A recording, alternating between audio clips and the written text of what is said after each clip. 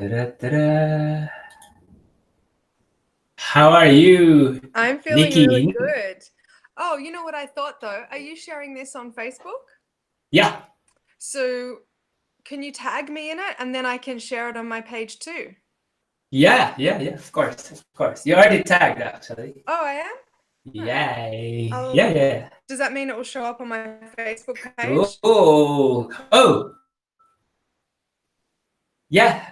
And you could also share it later, both the Facebook and the YouTube. Yeah, Oh, both. exciting. Sweet. Cool. Mm-hmm. Oh, I wanted to do this, but I forgot Yeah, after. what did you forget? Oh, I was gonna say aloha, Niki Kala. Aloha, Oliver. So good. So it's quite interesting to relate in this medium because I'm Mm, used to seeing you in person, yes, me or too. either in person Used or to in I'm text, also used to right? watching um your online talks, so it doesn't feel completely unfamiliar to me. Yeah, and you too, but it feels different. What's coming through?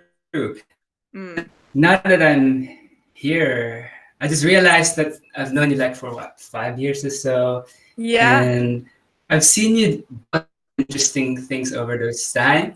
Mm-hmm. And I was thinking, which one should I begin with? And then I just felt now maybe I should ask you, what is the Oh. thing Mm. that because obviously you can't do everything all at once. So at Mm-hmm. particular points in time, you're focused on Yes. certain things. So I'd like to know what's your kind of focus right now. Yes. So I tend to enjoy focusing on my creation. I don't spend a lot of time thinking about what I did Mm, before, unless it's in a way where I think, how can I improve that thing? yep. Um, so actually, at the moment, I'm Mm, focused mm, on mm. the next thing I'm creating, which is Embodied Bliss. So it's like a follow on from the work I've been doing the last few years, sharing Mm. orgasmic Sound, embodiment. mhm. Oh, you went away. Oh, there you are. And say more about if yeah. I Say think more the about connection Embodied is Bliss. it must be all these retrograde planets, but it will eventually, yeah, embodied bliss, yeah. Embodied Bliss. Embodied Bliss is going to be an 8-week orgasmic embodiment program online. So, whilst I share a lot of this work in person, I also have put together an online program so that people can experience embodiment of their orgasmic energy at home where they feel safe and they're alone, and they can do the breathwork practices that I teach, and they can do the physical and emotional and spiritual practices that I teach to claim themselves more fully, to release all of the emotional blockages and things that stop them from feeling like they can just radiate their being and joy in the world. So it's really about like awakening their consciousness through orgasmic Oh, practices. awesome. That's a good idea. Yeah. Yeah. Yeah. So in a way, this complements your in-person, in-class workshops, right? So you Yeah. could reach more people, right? Yeah, totally. And also so that, people always often ask me, so the practices that I teach in my in-person workshops are clothes on practices where we activate the orgasmic energy and do it emotionally, energetically, physically, but without actually engaging in any sexual activity. And so when these Mm, practices get really, really powerful is when you combine that breath work practice and the like internal energy management practices that I teach with sexual or sensual activation. So that can be like on your own, in a sexual pleasure practice or a self-love practice, or with your partner. So it's about like shifting your energetic focus and really claiming your orgasmic creative energy for whatever you want, really, for your own intentions. mm. So it's not really just about kind of like only the pleasure and releasing orgasmic energy. It's really about cultivating that for your own well-being, for health, for awakening consciousness, for using emotional energy in a healthy way. There's a lot of stigma in our culture about emotions and if they should be expressed or not, and whether or not it's safe and how to use them. And when they're not utilized correctly, people end up getting depressed, getting sick, getting, holding on to anger, using, drugs and other avoidance techniques to manage and numbing techniques to manage their emotional state. And orgasmic practices and breath work are a really healthy way to use that energy and actually alchemize it into something useful, rather than feeling like our emotions are some kind of thing we're a victim to. It's an empowering practice. Yeah, it's much needed in our time because, like, Really. I think especially in Australia, there's high incidence of mental health issues, right? It's Definitely. quite sad, actually. Yeah. And we're more and more separated Yeah, from people. and yeah, There's a lot of connection and it's online, but there's a way that it touches a surface level, and I'm all about depth and breadth. Like I understand the potency of actually like connecting with the fullness of your being. And there's not a lot of places where that's acceptable or allowed, and that makes me sad. So it's a thing that I intend to create more of, places and spaces and ways of being that cultivate approval and appreciation and acceptance in ourselves and with others. yeah, and also, I guess if we don't want to be sort of preaching to the converted, to those new to this, maybe it's good for us to clarify, because sometimes when people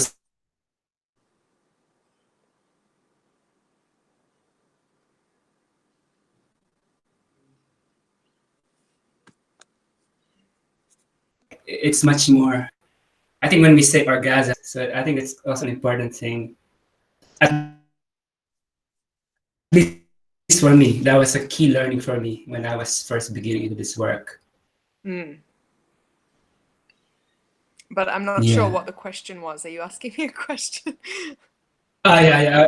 Sorry, it's just like you disappeared for a while.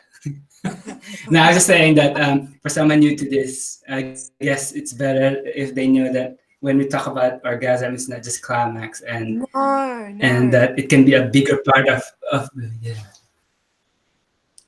can be a actually, bigger part of I'd one's like life. to speak to what that is to me, if you'd like to hear it. Yeah. So for Yeah, me, yeah. That was the question. So good. I was reading between the lines. I was mindfully listening and getting to the subtext of what you're trying to elicit from me. So for me, orgasm is not just about climax, although in our culture, climax can be kind of a goal that we set, that we point our orgasmic energy at, to receive something or give something or be in a certain state. And whilst that's totally valid and wonderful, for me, orgasm is a much bigger thing. You're totally right. For me, it's an activation of life force energy and a texture of energy that has a very creative potential. So it does originate in our sex centers, our base and sacral chakras, and can be like most highly aroused through sexual activation, but it is also very possible to activate that same tone of energy or that frequency of energy intentionally through breath work, through seeing the beauty in things, through joy. It's really about like opening and expanding the body and whole system to pleasure as a way of being.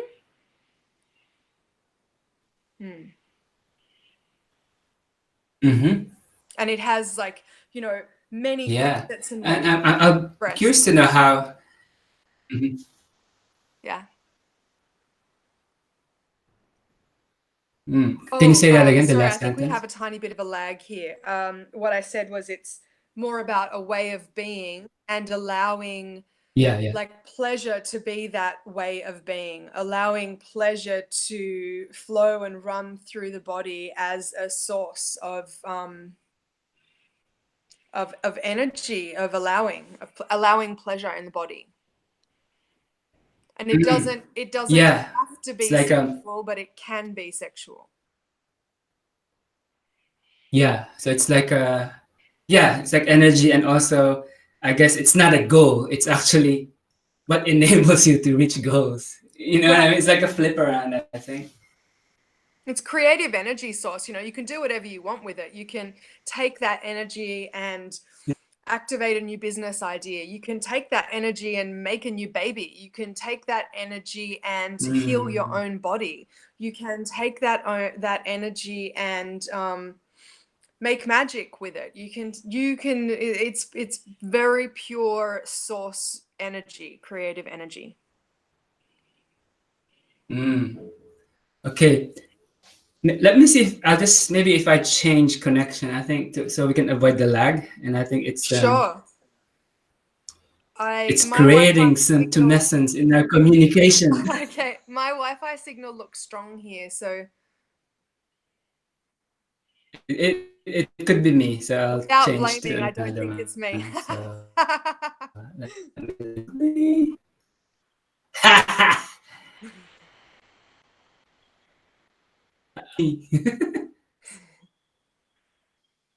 Because your image to me looks quite pixelated. okay. Does my image look pixelated to you? Yeah. Oh, Uh, I think this is better. I think okay, is it coming better? sweet. Let's experiment with it. Yeah, we take it. We take it. It sounds better, actually. You seem more real time to me. Yeah, that's better. So where were we? So we were saying that we use orgasm, the beingness of orgasm, to Mm. achieve many things. So I guess a question I would follow up, and that is, could you give examples on how you've used orgasm in your life? And yeah, start with that first, and then maybe later we Totally. could talk You know, to how your clients have used the it. first thing that comes to mind is I was I was attending like a big event, with like 300 people, and there was like the opportunity at this event to like go on stage and talk to the person. I think it was like a Teal Swan event. I don't know if you know Teal Swan. Mm. Um, and in the morning before I went there, I was with a mutual friend of ours and we did orgasm practice together. And we both set the intention like, Mm-hmm. let's set the intention for the energy of this orgasm practice to go towards us being on Mm-hmm. stage at the event. Like, we're going to get up there and talk to her. So we did the orgasm practice. That's cool. We didn't think any more about it. Off we went to the event. And there was this moment after we'd done, a few of the practices with her. She was like, right, now it's question time. So, like if you want to come on stage, put up your hand. And I just had this rush of energy move up through my body, like a white hot string of power, really. As it moved up my body, my hand literally just went up like this. I have no idea who else put their hand up or when they put their hand up or the order of any of those things, but I was sitting there and I was just feeling like I was in this column of orgasm. Wow. Yeah, And yeah, yeah. she's like looking around and she keeps like looking at me and she's looking around and then she's like, it's you, with the, I don't know, orange scarf on or whatever I was wearing on the time. And I like cool as a cucumber just got up out of the seat and I was like, yeah, well, of course it is. And I just walked down there. So good. It was so good. And then I get in the chair and she's like, so what did you want to ask me? I was like, I don't know, but this morning in orgasm practice, I was like, I didn't say that at first. I was like, I don't know if I should say this. And I'm sort of laughing. And she's like, what's going on for you? I was like, well, I don't really have anything to say. It was more just like, I wanted to come up here. And I'm laughing, and she's like, so, you know, when did you know, or how did you know? And I was like, well, she's like, go on. She's like, you love to teach people, don't you? I said, yeah, I do. She's like, well, go on, just tell them all about it. I was like, oh, shit. So I Oh. had to sit. I mean, it was amazing. It was very activating. I sat there in front of 300 people and told them about orgasmic activation and how you can use that energy intentionally to create what you want. And she was like, do you need it or want anything else? I was like, nope. It's so good. And then just to like close the thing as well, like later on in the day, Thomas, who I was there with, also got on stage. So it was like we were just in alignment, right? It was really cool. It's also cool that as you're saying this, I could feel that thing that happened. I don't know when was that, but it's so sometime present. last year. Yeah, right. So when I go back to that moment and remember it, the energy moves through me again, like it's there for me. Yeah, and it comes through even through the internet. Through the choppy connection. Yeah. Well, and actually that's another really important aspect for me of how orgasmic practices have changed my life and influenced me and activated me, is that I've learned to transmit my energy. Mm. And I've learned to open my system so that I can be felt. So for me, it means like in my work, in my life, I can be influential in the ways that I desire to be in connection, the ways that I desire to activate myself and other people. So that's for me like really new. I didn't understand before that each of us has that capacity. Mm. Is it possible for you to recall how you discovered this, and or what were maybe the obstacles or signposts that led you to this? It's Yeah. always amazing to hear stories about this. Yeah. So there's a very I'm just going to move this light because the sun's gone down and I was relying on the sunlight. Cool. Blessed sunlight. I'm just turning the lamp on here. Yeah, maybe I'll do the same and close my eyes in case people from the outside, who is he talking to?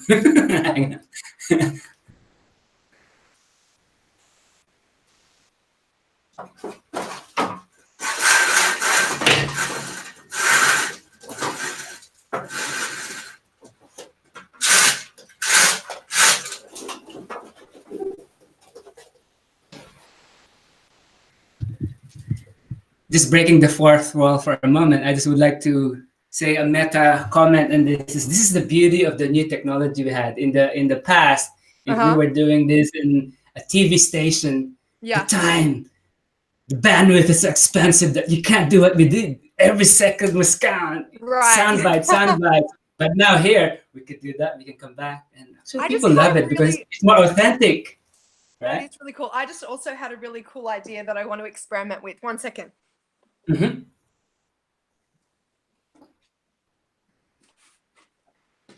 I don't know if this will work. Cool. I see. I thought it would be bigger. I wanted to have my painting behind me. Oh well, never mind. Yeah. and people, it could serve as a Rorschach's test on people.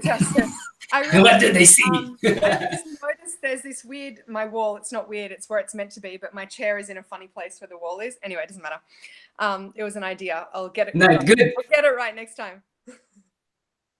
Yeah, but I think this is also a key learning for orgasm. It's a felt sense, and I know that it took me a long time as a man to learn the feminine way of feeling everything in the room. Like you could feel if like there could be like 10,000 chairs there, and the amazing feminine could feel one chair is out of alignment. I've seen that happen so many times. It's so cool, you know. I guess those are the you know the principles behind a system like Feng Shui. You know, like that's a systemized version of that inherent intuitive awareness that we all have access to.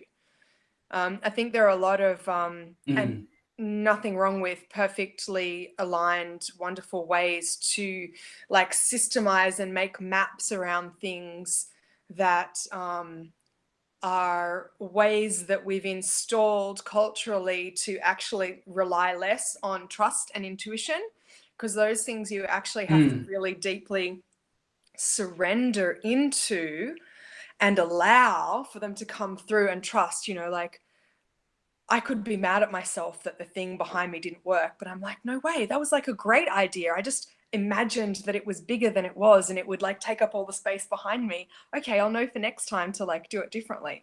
Cool. Yeah.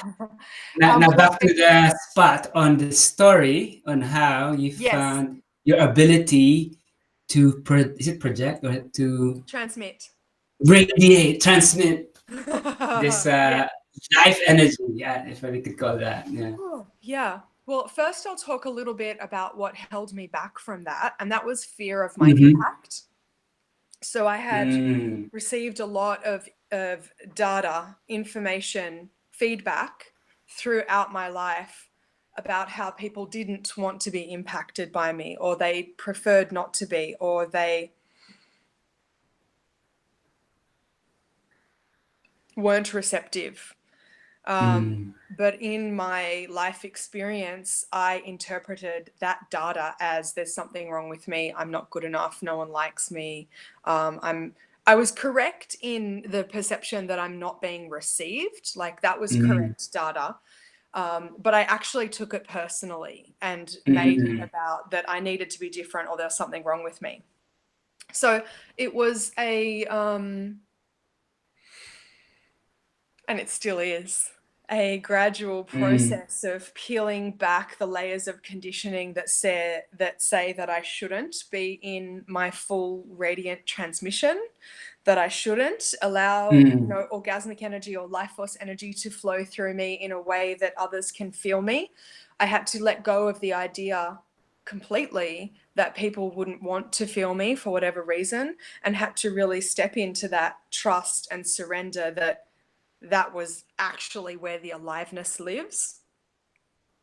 And there were many, many signposts along the way for that. But when you Mm. first asked the question, and this is an aspect of another thing that orgasm activates, which is deep intuition of the correct Mm. thing that has the most energy, the most aliveness. But the image that came to mind was of and I think I've shared this before on one of my own Facebook lives, but I'm okay with sharing it again, was a moment when I was in New York and I was at an orgasm event. Mm-hmm. I won't share the context of it, but anyway,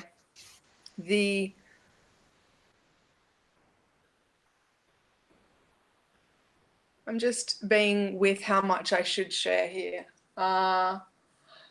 Okay, so there was an invitation from my teacher to actually open my system in being witnessed by some 40 people in the room.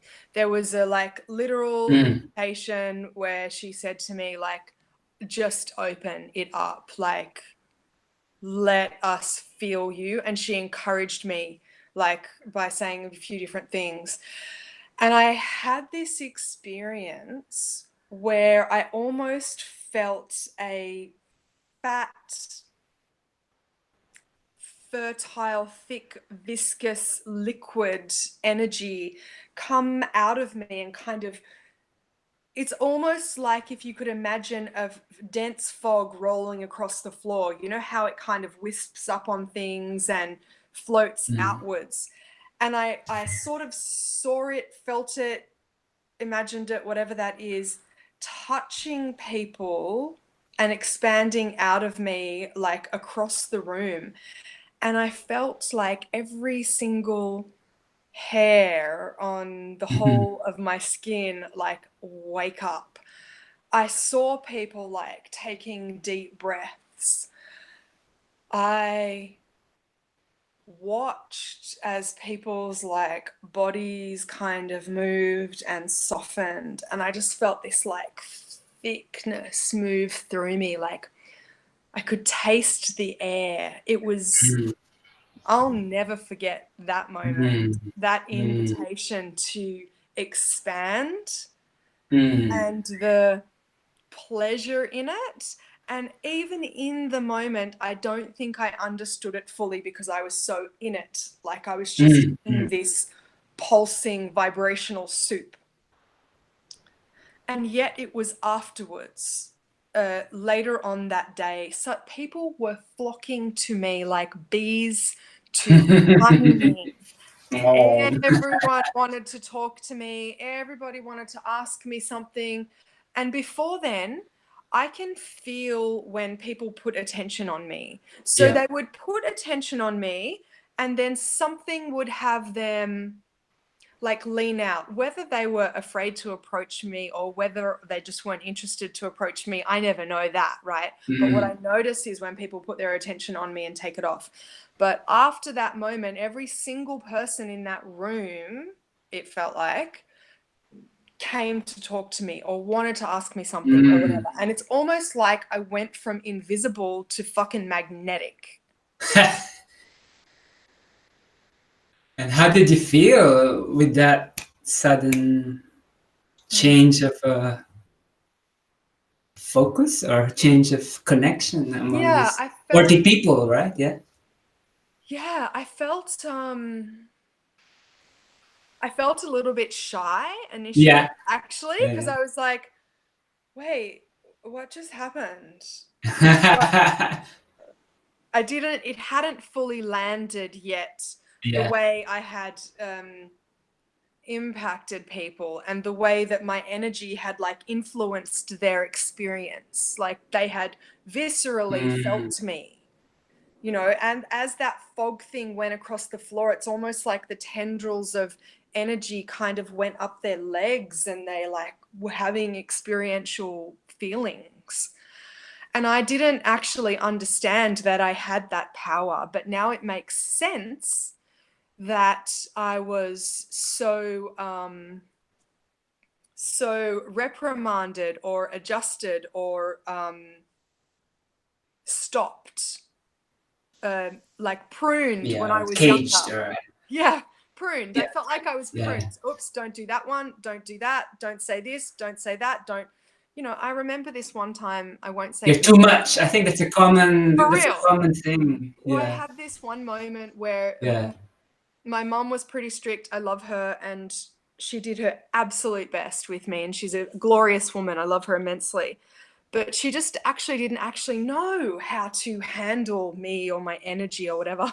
And my penetrative energy is intense. It is. I know it is. But I've learned to use it intentionally now. But when I was young, I obviously didn't know how to, and I hadn't cultivated it, and no one around me knew how to teach me to do that. All they knew was how to say, stop me, redirect me, get away from me. And this one particular time, which I really remember very intently, I was looking at my mom and I was trying to say something and she was like not into hearing it. So I think then I was like doing something which I think was a physical expression of what I was feeling, and she was like, stop doing that. So I'd been like, don't say anything, don't do anything. And then I'm just looking at her because I'm like, I don't know how else to communicate. Like, what am I supposed to do? And then she said to me, just don't even look at me. And I was like, huh, now Whoa. what? And, you know, at that moment was really a strong influencer of conditioning for me, of like, just stop impacting me now. Stop Wow. trying to transmit or communicate. Now, I know she didn't do that on purpose or mean anything by it. It was just her setting some kind of boundary at that time because she maybe didn't know what else to do. But that's a thing that I had to like peel off to like allow myself to really flourish. Wow. And I know it might be a very long answer question thing. How were you able peel it off. I think, yeah, maybe Yeah. just some threads there, because I think these things Yeah. are really, and we never get out of it, but we kind of manage with it. You know what I mean? Yeah, totally. What things do you do to manage this thing? Yeah. For me, what helps me manage it is like all of the personal development work that I've done brings me Mm, into more awareness of when that thing is stopping me. So am I mm, not doing this because I'm afraid that I'm going to get reprimanded and feel that same way I did in that same moment with my mum, where I just felt like I've got no avenue of expression here, and anything I do or say is wrong or incorrect, and I'm going to be like excluded, cut out from connection. mm, So just to be aware, like, is that the thing that I'm operating from? Is that fear the thing that's running me? Or is like, and it feels different in my system energetically. So the mm. difference between that and when I'm like operating from my heart, from love, because if I'm operating from my truth, my essence, it feels good. That desire to be in connection, that desire to share, that desire to be influential Mm. in And my also, definition of who I am.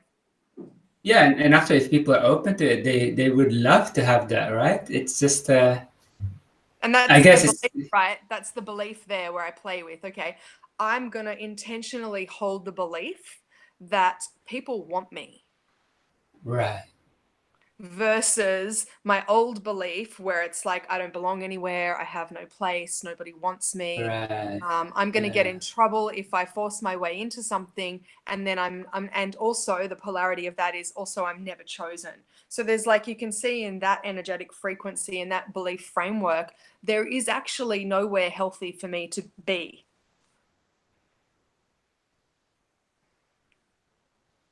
mm, mm, Versus my current belief mm. framework, which is And I I'm loved, I'm suppose, accepted, I'm well received. mm, People can't wait to hear from me, to see me. It feels good. Like, it's just a different set of beliefs that I operate under now. wow, and how powerful that can be, right? Yeah. And I guess most people say, "Oh, yeah, it's just belief," but actually, if you actually practice it, right, Yeah. something. I guess it's all about attention. Where you put this, that's your only power really on earth, is where you put Yeah. your attention to. If you Yeah. put your attention to giving goodness, Mm. then you may not get there immediately, but eventually, right? You learn to Yeah. calibrate and Well, I think that's where the like mindfulness yeah. aspect comes in, because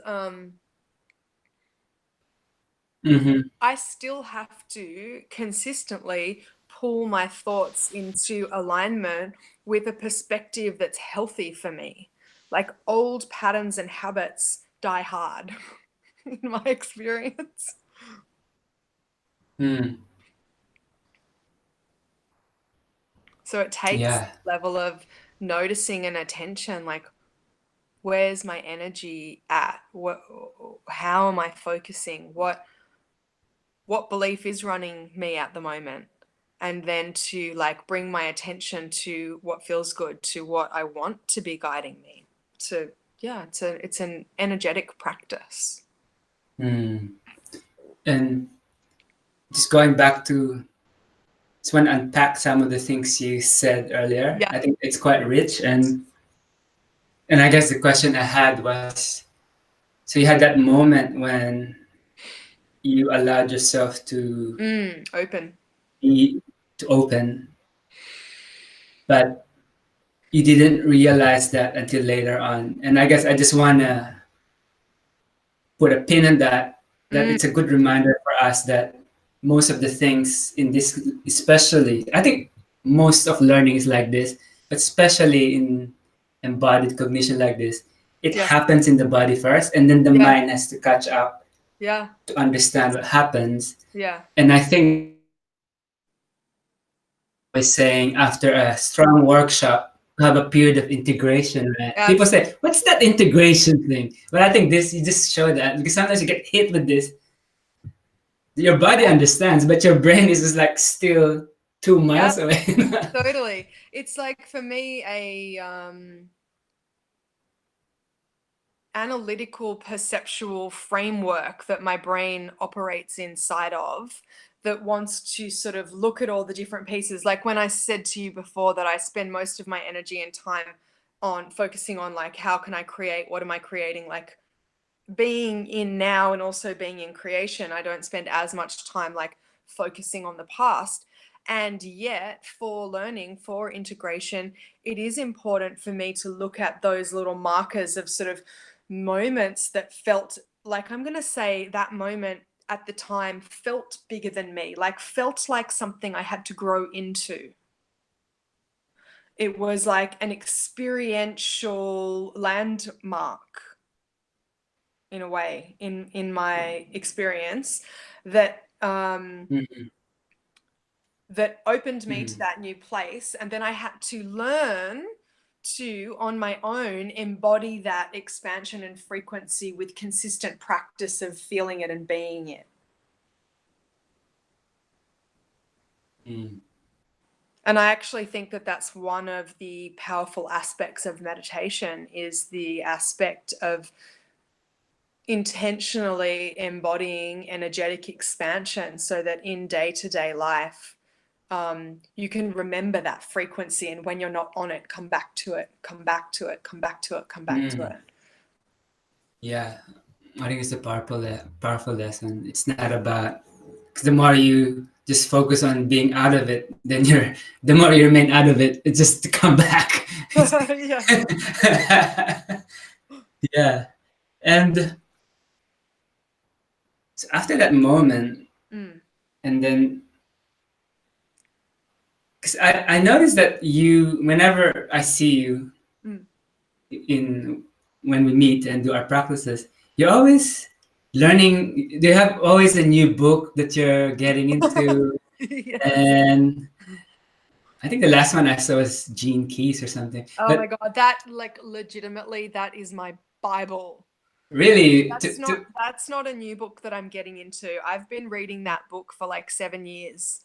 oh, would you like to talk more about that? But the question I had before you talk Yeah. about that is, you can talk about that. But the other question I had before I forget it is, what guides you to Like, look into certain legitimately, things, right? it's on my sofa next to me, because that's how often I look at it. It's like dog-eared, it's full of markers and notes. That's why I see it every time. It Yeah, stayed with me. I I don't know anything do. about it, like I zero. love I love learning, like I don't see those things as just like a brain entertainment thing. Although I Mm, do also love books that are brain entertainment, like adventure, fantasy, sci-fi. But even inside those books, I always feel like I'm taking on board some kind of experiential learning thing to try or experiment with. Or I think it's just my nature, my design mm, is of a revolutionary. mm. Um, I also, one of the books you've probably seen at my house too is Human Design. I've been Yeah, studying yeah, yeah, yeah. studying that for 5 years, and my one of my very strong channels is the Freak to Genius channel. And it basically means that I have these like visionary ideas, ways of seeing things, that with combined with my experience and my way of explaining things to people, one of my channels is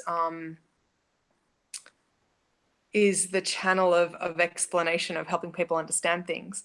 And it's like I turn these like freaky, crazy ideas that no one's heard of, or ways of seeing things, into like genius transmissions. Yeah.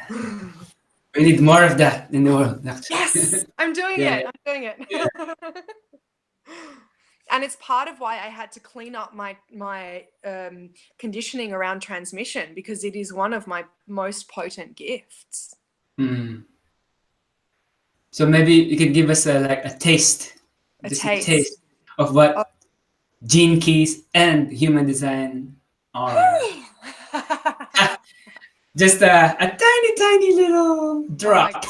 Well, you a little drop of human design. So my channels around expression. Another one of my strong channels is I have the channel of knowing and the channel of remembering.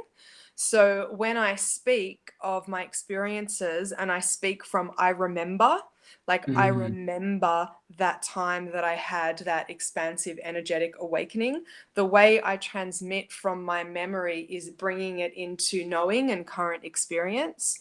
So that memory that I remembered and transmitted to you, had you like feel it in the present moment.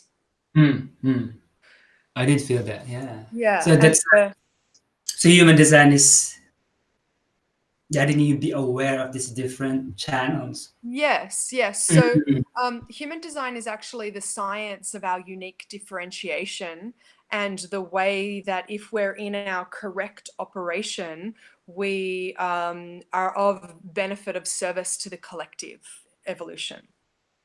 So it's not just a personal thing. It's it's your personal to collective. It goes beyond personal development. Yeah, so it's how you're part of the everything. Yeah.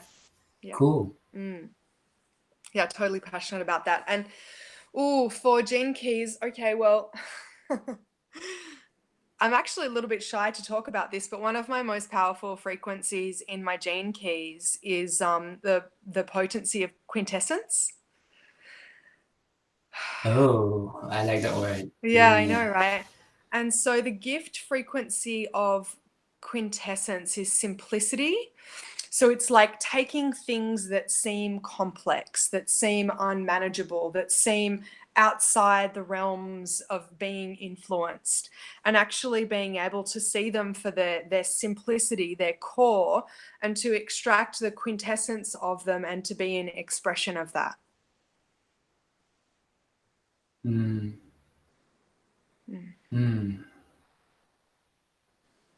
Yeah, I'm just for some reason I had these images of instances where these are simple things, like where people would be moving furniture and we were like, oh, what did it? And then Nikki would go, oh, I just do that. Boom. You have that. I think that's a good expression of it. Why don't you just do that? And Yes. Then, just that's a simple expression, but it's concrete. That's why I think I remembered it as soon as you said that. That's the image that came to me. Yes, it's one of the frequencies of my leadership channel, is that seeing that quintessence. And something that I struggled with in most of my life is that I didn't actually understand myself to be a leader, that I always felt resentment that I wasn't given more of that responsibility. And I noticed that I would insert myself, because I have so much of this energy, I would insert myself incorrectly into situations without having been invited and try to activate that frequency. And I would get really frustrated when people wouldn't listen or wouldn't actually take the guidance, because I could see its correctness, and I could also see how like things were moving really poorly or things weren't activating well, or I was like, actually, why is everyone so fucking stupid that they can't see this? But in fact, they're not. That was just a frequency of my own frustration at not having trusted myself and put myself into places where I was invited into that leadership frequency. And so then when I am, and when it is activated, the purity of the guidance that I give in that place, from that quintessence of seeing the alignment of the energy and what would be the simplest, most effective thing in this moment, that's where the blessings happen. That's where like all the energy moves well. Yeah. And that train of thought made me just remind me of two things. It's like that passage from the Bible, like, don't cast pearl before swine. Yes, it just means that sometimes you have this pearl. Yeah. And the other one is from our practice is, you know what, hang on, stroking for resonance, right? Yes, stroking for resonance, exactly. And that don't cast pearl before swine, that quote is exactly the quote that is used in one of the passages of the Human Design book that describes my particular frequency.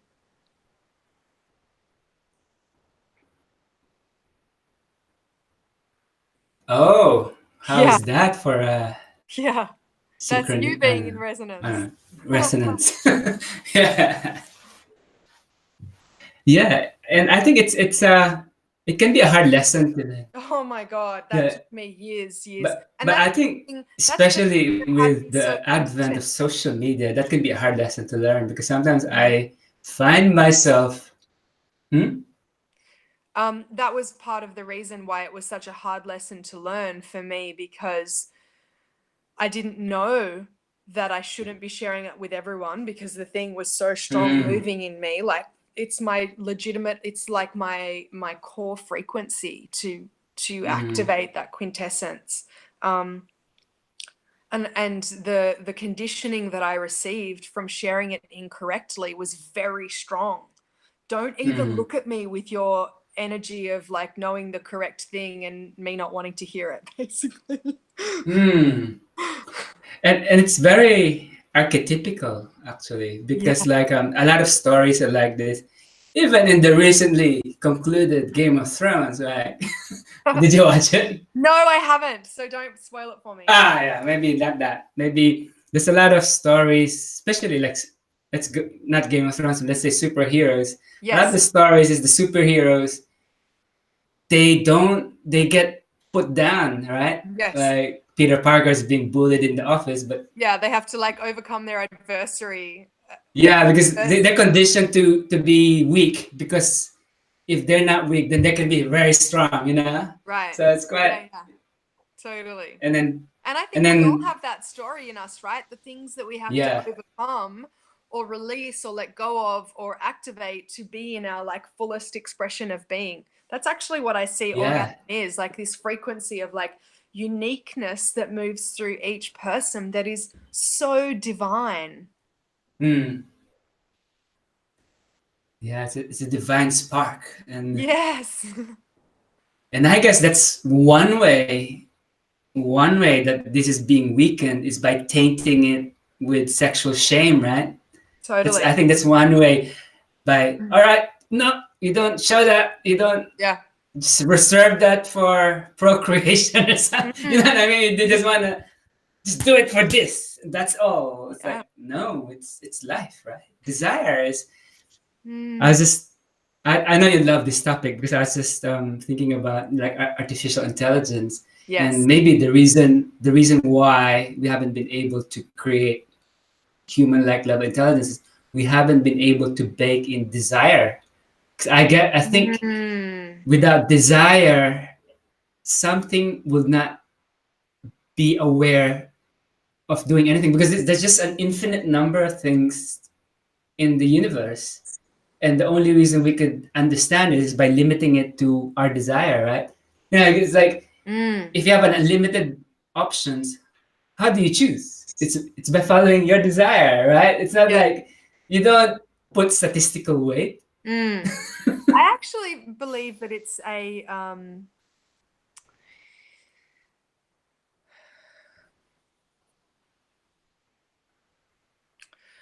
that we don't have the correct technology yet Mm, to mm, to in an artificial way collect and transmit the energetic frequencies that a human is in discernment of at the level of intuition, at the level of not just sight, hearing, touch, like the physical parameters. Those are physical parameters. Most that I'm aware of, most machines that are of AI are measuring data that is physical data in some way, shape, or form. Um, even ones and zeros is some form of physical data, but there's a way that the computational fucking depth and breadth that it takes to measure the energetics of things like they have the physics to measure a lot of this stuff, but moment by moment calculation of like the wavelength frequency of being, I think, is still not refined enough to actually have enough kind of sensory data to be in emotion, in feeling, in desire, in that aliveness.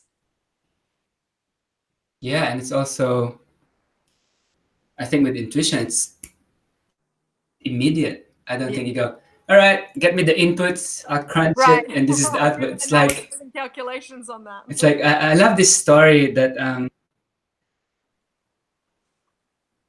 yeah, I love this story that And that's the you know consciousness part, I think. Dante, who wrote the Hell and Inferno. Yes.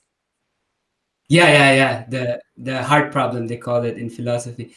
But what I like is like when Dante saw Beatrice, Mm-hmm. he immediately fell in love with her, and Mm-hmm. she died of on the bridge in Monte Ponvecchio, I think the bridge.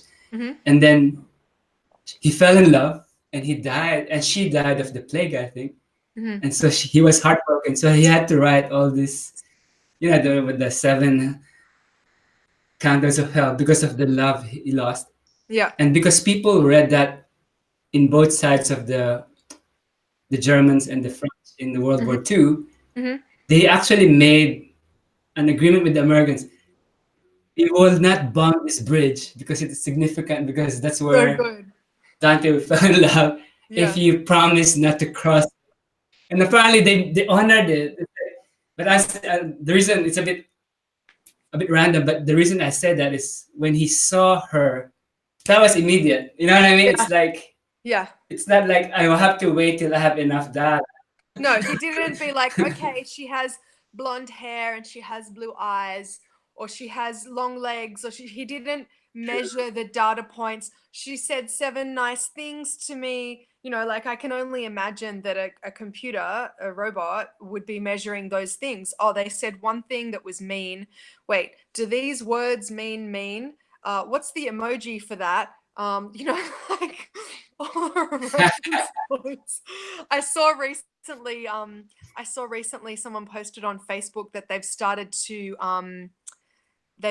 to have a problem in judicial court cases because emojis are starting to come into court cases, like in people's communications.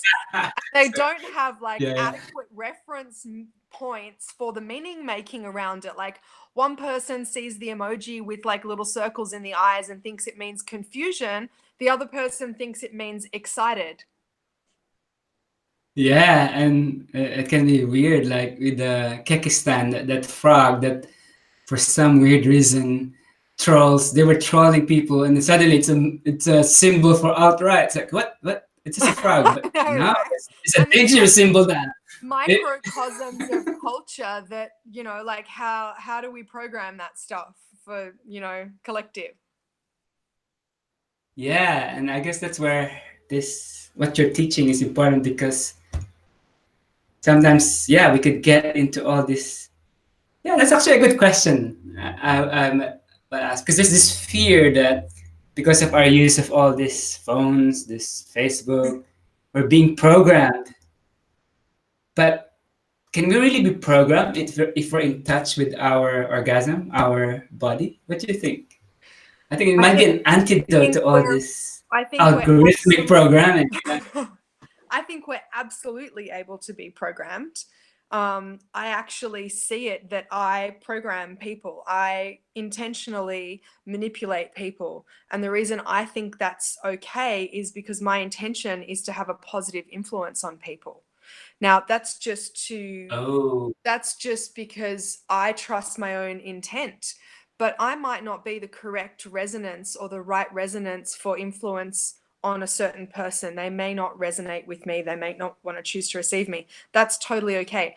I believe my personal influence is better than being influenced by the ads on channel, whatever the TV channel is. Um, but also, yeah. realistically, I'm selling stuff. I'm selling my work. I'm selling myself. I'm selling my programs. I'm selling my Mm. voice, my image. You know, so it's like, which one's better? Well, follow what feels good. If it feels good for you to watch a Cocoa Pops ad and buy Cocoa Pops, I fucking like Cocoa Pops. I also know that if I eat them regularly, I will be unwell, right? So there's like a level of To say the least. there's a level of discernment and choice.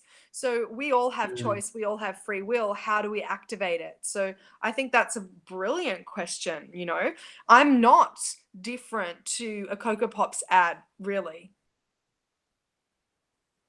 Oh, that's an interesting. That's true. I just remembered like when, yeah, Douglas Rushkoff says, I think he has a book called Programmed or Be Programmed. You know, Right? For you sure. either learn the program or be programmed, rather. Well, and something I teach in my programs, in my orgasm program, is like to be the strongest resonance in your own experience. Okay. Yeah. So that's why I think orgasmic practices are powerful. I can tell when I'm being impacted by something versus when I am the impactful one or the influential one. And it's absolutely okay. I enjoy receiving. But it's a choice. I'm not, it's sure there are Mm. times when I'm unconsciously receiving, no doubt. And I don't think it's possible to really avoid that because we're designed to be in connection. We're designed to connect and influence each other. But what I do think is important is the consciousness and Mhm. awareness to choose what we're allowing to influence us. I don't watch free to air television. I don't want to be Me too. For influenced by years, I that. haven't done it. Right, I haven't. I And don't have a TV. I don't. yeah. And I know that my experience is really different from people who do. When I have conversations with those people, they're talking about the latest terrorist attack. They're talking about that horrible thing that happened, blah, blah, blah. And I'm clueless. I'm like, oh, what are you talking about? Oh, this horrible thing, whatever. And I'm like, right? Yeah, Not that I don't have and I think it compassion. just, I do. I have yeah. compassion, but I don't want that to be the dominant frequency in my reality. Yeah, it doesn't help you as well because you have things to do in the world to develop and give. There's a And if you get level of bogged down in, connection to those things that has me be current. You know, there are times when I'm like, oh mm, gosh, I had no idea that there was some huge bombing in Paris. Did I need to know? Maybe not. Now that I know, I can send some mm, compassion there. But actually, what I notice is that finding out about those things afterwards, when everyone's not in reaction, in terror, in grief, in fear, is healthier for me personally. yeah, and you've also shown us that some people say I need to watch the news because I need to know what's happening. Do But you you though? just showed us that even if you don't watch the news, people will tell you what's Sure. important. You know, Yeah. your friends will, or other people would And it's let you not that I know. never look So you don't have to waste your it's time not that I never look at looking the at. news and that, you know, like Facebook has all that stuff on it sometimes, but I definitely intentionally curate the data that I'm receiving. You know, even simple things like on my Facebook Mm, feed, you can choose, even if you have a bunch of Facebook friends, you can choose which ones you're following. So which ones you're receiving data from. yep. Which energy? Which Which yeah. energies It's and frequencies. Yeah, like mental hygiene or mental consciousness hygiene. That's absolutely. it. Consciousness hygiene is a real thing. Yeah. Awesome. And I guess I want to know. I want to ask what what do you see a bright future? Let's say more Mm. people receive this that you're teaching. How do you see it Mm. benefit, yeah, Whoa. people or the world or even your immediate community? We can start It's small, you know. so it's a beautiful question and I appreciate it. And I had this moment of legitimate like kind of fear and resistance holding back, like, whoa, do I share the like freaky genius vision or do I just stay safe? Well, we have free will. That's the thing. We do. So you know what? I'm just gonna fly my freak flag here. Mm-hmm. And I'm going to speak to the fact that I believe humans are really evolving rapidly at the moment in our consciousness. Mm-hmm. And what that is bringing is a much deeper connection to our intuition, to our emotional intelligence. It's part of the reason why I teach what I teach, because I think that that is an access portal to have more emotional intelligence, more connection to sensation, experience, perception, more consciousness. And this emotional intelligence is actually going to deeply change and is already beginning to deeply change the ways we relate with other humans, the way we relate with humans in intimate relationships, in family relationships, in business relationships. There is a much deeper focus on heart frequency. And if you know anything about spiral dynamics, there's a way that heart organizations can often be a little bit dense and heavy and really operating from everyone's equal. And whilst I know that there's a big sort of energetic masculine and feminine war for equality, I actually believe that that's quite incorrect, because even though we're all born inherently equal, in fact, our uniqueness and differentiation means that we are both equal and totally not equal. Many of us have very specialized gifts and ways of being. We're not equal. It's actually that simple. And that differentiation is actually the beauty, and what is going to come from this evolution, this emotional intelligence, is an acceptance of differentiation and a willingness to collaborate in that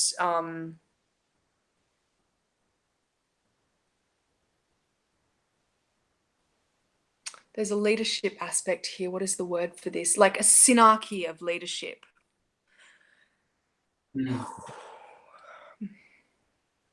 Which, like, a synarchy of leadership doesn't appoint necessarily a single leader. It's like a collective leadership of trust and surrender. Like, you're an expert in this, so you'll lead that part. I'm an expert in that, and I'll lead that part, and we'll collaborate together in a synarchical manner.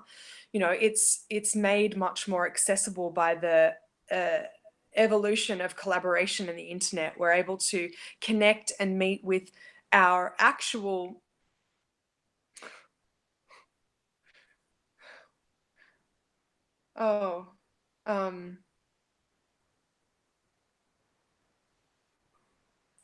what is the Peers? word? Yes, peers is one of the words, but what is the word for those images? Oh, the trinary images that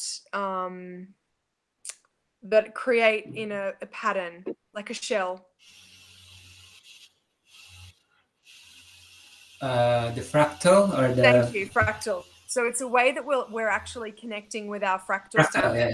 Yeah. So when I say family, I don't mean my family of birth origin. I mean like my fractal family, my energetic family. You are on my fractal energetic family. It's just a fact. So that is the It's also with shared values, right? right, and synarchies operate in that. So that energetic frequency is, like, I believe, what will cause and be the effect of modern revolution. It doesn't have to be about destroying all the things that are old. It's about new creation and telepathy, of course, because we're all starting to operate on higher energetic frequencies where we can feel each other. You know, like, I know before this call we could feel each other, and there was a feeling of like we're not on the test of the beta thing yet, and why isn't it working? And like patience was required because we can feel each other in that sense. We can, people we're connected with on our fractal, we can feel them across the ethers, across dimensions, across space and time. And with practice, you can And I think that's all. hear each other. Yeah, and I think that's also an evolutionary way to cope with so much data, so much complexity out there, that the only way we can manage it is by this, by The that simple, intuition. it's the Otherwise, simplicity. it just drown in information, right?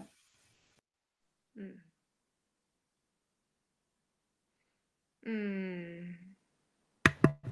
How are you Ooh, feeling? yeah. There was there was just some noise happening, so I had to mute while you were talking, but I think the Okay. noise is gone now. Uh-huh. Yeah. The equipment couldn't handle the vision you're I know, unfolding, right? you I know? was like, It's like, whoosh. woo! Hmm. So how did it feel?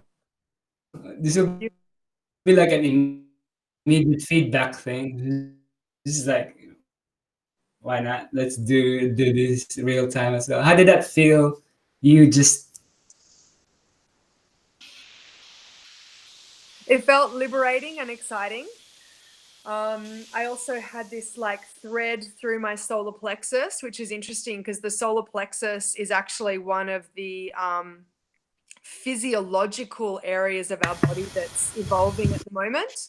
So I had this fire thread feeling through there because the solar plexus is where our like emotions are alchemized before they come into the heart. And so while I was sharing that, I Mhm. had this like heat and pressure there, like, woo, you're speaking about the thing that's changing and it's like not finished changing yet. So yeah. Mm, yeah, Gene Keys actually talks a amazing. lot about that stuff. So that's, part of my inspiration is definitely from there. Maybe I should take a look into that. Thank Mm. you for inspiring me. You It's are one of welcome. the reasons it's one of the reasons I do this is I learn a lot from talking to people. Yeah, absolutely. Mm. Yeah. Um, I felt that's complete, and Mm. I would like to ask: is there anything else you would like to talk about in this live stream? And I'm sure I feel that I want to do more because I think we've just scratched the surface here, right? Yeah. Yeah, I have that feeling too. I do feel complete for today. And I actually wanted to share an appreciation for your invitation to come here. I cherish opportunities to be in transmission, and that's what this is for me. So thank you very much. Thank you, and yeah,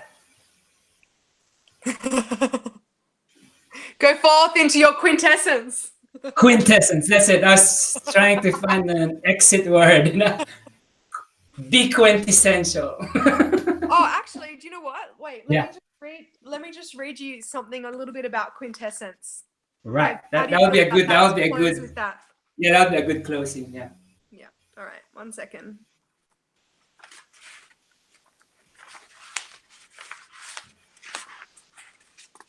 It's legitimately like my favorite thing in the world. Mm. Quintessence is a word that derives from ancient and medieval philosophies. It refers to the magical fifth element or the ethers that is inherent in all things. Words here are vibrations rather than just single words with specific meanings. This word, quintessence, carries secrets within its expression that give us many clues about the highest aspects of this gene key. It has an alchemical flavor to it. This refers to the ability to extract gold from a base metal, which is the goal of all alchemy.